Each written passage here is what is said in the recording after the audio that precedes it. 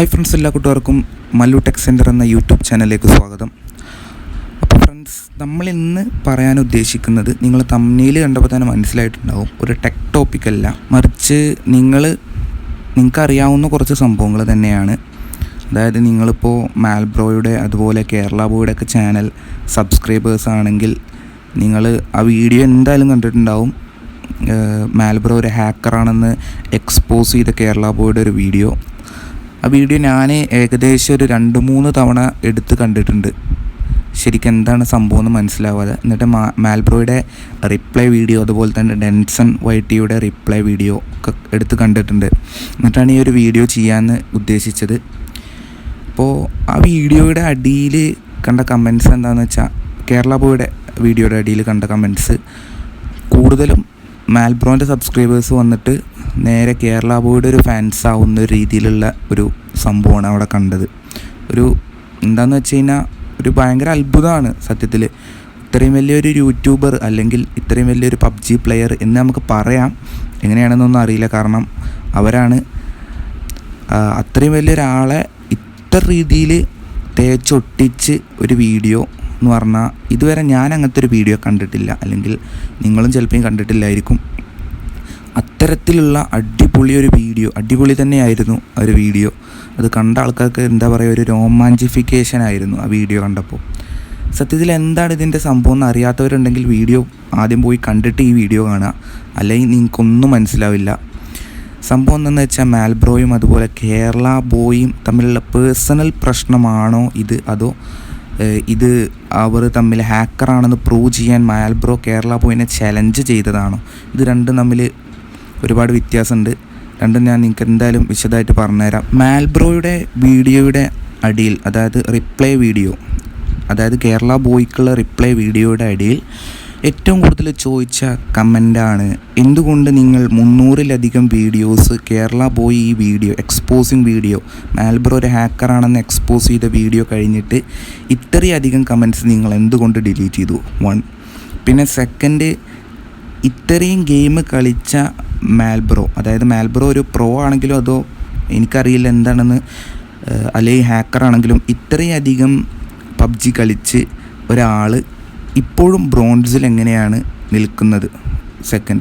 ഈ 2 കമൻസിനും ഈ മാൽബ്രോക്കാണെങ്കിലും അതുപോലെ മാൽബ്രോയുടെ ഒരു സബോർഡിനേറ്റ് അങ്ങനെയൊന്നും പറയാൻ പറ്റില്ല, കൂടെ കളിക്കുന്ന അല്ലെങ്കിൽ ഗിൽഡിലുള്ള ഫ്രണ്ടായ ഡെൻസൺ ആണെങ്കിലും, ഇവർക്ക് 2 പേർക്കും ഇതിന് കൃത്യമായൊരു മറുപടി ഇതുവരെ കൊടുക്കാൻ പറ്റിയിട്ടില്ല.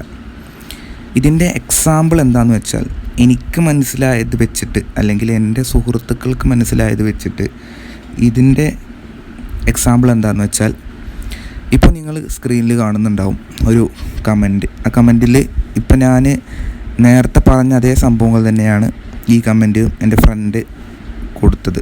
ഡെൻസൻ്റെ ചാനലിൻ്റെ അടിയിലാണ് ഈ കമൻറ്റ് കൊടുത്തത്. ഡെൻസൺ ഇതിന് മറുപടി തന്നത് വീഡിയോസ് ഫസ്റ്റത്തെ എന്താണെന്ന് വെച്ചാൽ ബ്രോൺസ് എങ്ങനെയായി എന്നാണ്. അതിന് മറുപടി കൊടുത്തത് ബ്രോൺസ് ബാൻ കിട്ടിയാൽ അങ്ങനെയാവുന്നു. അപ്പോൾ ഇത്രയധികം കളിച്ച ആൾക്ക് ബാൻ കിട്ടിക്കഴിഞ്ഞാൽ വീണ്ടും കളിച്ചെങ്ങനെ ഒരു പ്ലാറ്റിനത്തേക്ക് അല്ലെങ്കിൽ അതിലേക്ക് മേലേക്ക് ടോപ്പിലേക്ക് എത്താൻ സിമ്പിളാണ് ബാൻ കിട്ടിയാലും. പിന്നെ 2 എന്താണെന്ന് വെച്ചാൽ, എന്തുകൊണ്ട് വീഡിയോസ് മാൽബ്രോ ഡിലീറ്റ് ചെയ്തു? എന്നാൽ ഡെൻസൺ കൊടുത്ത മറുപടി എന്താ വെച്ചാൽ, വീഡിയോസ് അവൻ ഡിലീറ്റ് ചെയ്തിട്ടില്ല എന്നാണ്. പിന്നെ ഇത്രയും 500-ലധികം വീഡിയോസ് ഇട്ട മാൽബ്രോയുടെ ചാനലിൽ നിന്ന് 300-ലധികം വീഡിയോസ് മാറി ഇപ്പോൾ 247 വീഡിയോസ് അത്രയാണ് ഇപ്പോൾ മാൽബ്രോയുടെ ചാനലിലുള്ളത്. അപ്പോൾ ബാക്കിയുള്ള വീഡിയോസ് എവിടെ പോയി? ഇപ്പം എന്താ ഡെൻസൺ എന്താ പൊട്ടനാണോ? സത്യം പറയുകയാണെങ്കിൽ എന്താ സംഭവം എന്ന് വെച്ചാൽ, ഡെൻസൺ പറഞ്ഞത് കറക്റ്റാണ്, സത്യമാണ്. മാൽബ്രോ വീഡിയോസ് ഡിലീറ്റ് ചെയ്ത് കളഞ്ഞിട്ടില്ല. അവൻ വീഡിയോ പ്രൈവറ്റാക്കി ഇട്ടിരിക്കുകയാണ്. അതായത് വീഡിയോസ് ഡിലീറ്റ് ചെയ്ത് കഴിഞ്ഞ് കഴിഞ്ഞാൽ അതിൻ്റെ വാച്ച് ടൈം പോവും. അങ്ങനെ ഒരു പ്രശ്നമുണ്ട്. അവൻ എന്ത് ചെയ്തു? അത് നേരെ പോയി, നിങ്ങൾക്ക് എല്ലാവർക്കും അറിയുന്നതായിരിക്കും, സ്റ്റുഡിയോ പോയിട്ട് അത് എന്ത് ചെയ്യും? പ്രൈവറ്റ് ആക്കി വിടും. അപ്പോൾ അവനക്ക് മാത്രമേ കാണാൻ പറ്റുള്ളൂ. ആൾക്കാരെ തെറ്റിദ്ധരിക്കും ആ വീഡിയോസ് ഡിലീറ്റ് ആയിന്ന്. ഡെൻസൺ സത്യം പറഞ്ഞത് സത്യമാണ്. അവൻ വീഡിയോസ് ഡിലീറ്റ് ചെയ്ത് കളഞ്ഞിട്ടില്ലല്ലോ, അവൻ ജസ്റ്റ് പ്രൈവറ്റ് ആക്കിയിട്ടല്ലേ ഇട്ടിട്ടുള്ളത്. അപ്പോൾ അത് സത്യമാണ്. പിന്നെ വേറെ ഒരു അത്ഭുതം എന്താണെന്ന് വെച്ചാൽ, ഡെൻസൻ്റെ ഈ ഒരു ചാനൽ, നിങ്ങൾക്കറിയാം ഡെൻസൺ വൈറ്റി എന്ന് പറഞ്ഞ ചാനൽ, ആ ചാനലിൻ്റെ അടിയിൽ അവൻ റിപ്ലൈ കൊടുത്ത കേരള ബോയ്ക്ക് റിപ്ലൈ കൊടുത്ത വീഡിയോയുടെ അടിയിൽ ഏകദേശം 113 കമൻറ്റ്സ് വന്നിരുന്ന ടൈമിലാണ് എൻ്റെ ഫ്രണ്ട് ഇപ്പോൾ ആ കമൻ്റ് ഇട്ടത്.